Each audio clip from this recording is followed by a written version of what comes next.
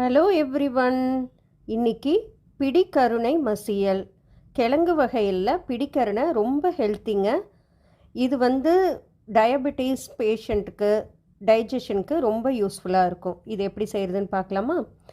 பிடிக்கருணையை ஒரு 5-6 எடுத்து ஒரு 4 விசில் விட்டு நல்லா வேக வச்சு எடுத்துக்கோங்க. எடுத்துட்டு நல்லா தோல் எடுத்துட்டு இப்போது ஒரு பவுலில் சேர்த்திக்கலாம். சேர்த்திட்டு நல்லா மேஷர் வச்சு நல்லா மசிச்சு விட்டுக்கோங்க. மசிச்சு விட்டுட்டு இதில் எலுமிச்சம்பழம் அளவுக்கு ஒரு கொஞ்சமாக புளிக்கரைசல் அதையும் இதில் சேர்த்திக்கோங்க. சேர்த்திட்டு கலந்து விட்டுட்டு இப்போது இதுக்கு தேவையான அளவு மஞ்சள் தூள், உப்பு, ஒரு ஸ்பூன் சாம்பார் தூள் அதையும் சேர்த்தி நல்லா கலந்து விட்டுக்கோங்க. கலந்து விட்டுட்டு இது தனியாக 2 நிமிஷம் விட்டுடுங்க. எடுத்து வச்சுட்டு இப்போது இதுக்கு மசியல் செய்கிறதுக்கு தாளிப்பு சேர்த்திக்கலாம். கடாயில் நல்லெண்ணெய் விட்டுக்கோங்க. நல்லெண்ணெய் விட்டுட்டு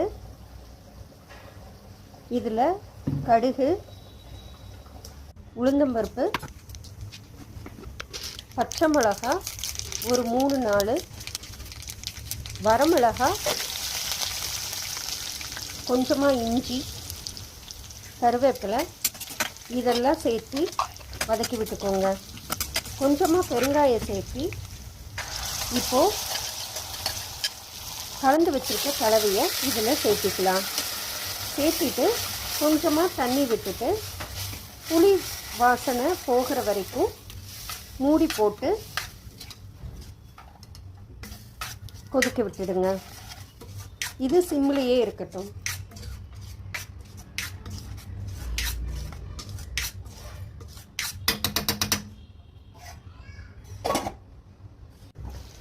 புளியோட பச்சை வாசனை போன உடனே நம்ம முதல்லையே ஒரு 2 ஸ்பூன் துவரம்பருப்பை வேக வச்சு எடுத்து வச்சுருக்கோம். அதையும் இதில் கலந்து விட்டுக்கலாம். அப்புறம் கொஞ்சமாக தேங்காய் இதையும் சேர்த்தி நல்லா கலந்து விட்டுட்டு 2 நிமிஷம் மூடி எடுத்தால் அருமையான பிடிக்கருணை மசியல் ரெடி. ட்ரை பண்ணி பார்த்துட்டு சொல்கிறீங்களா? தேங்க்யூ ஃபார் வாட்சிங். பாய்.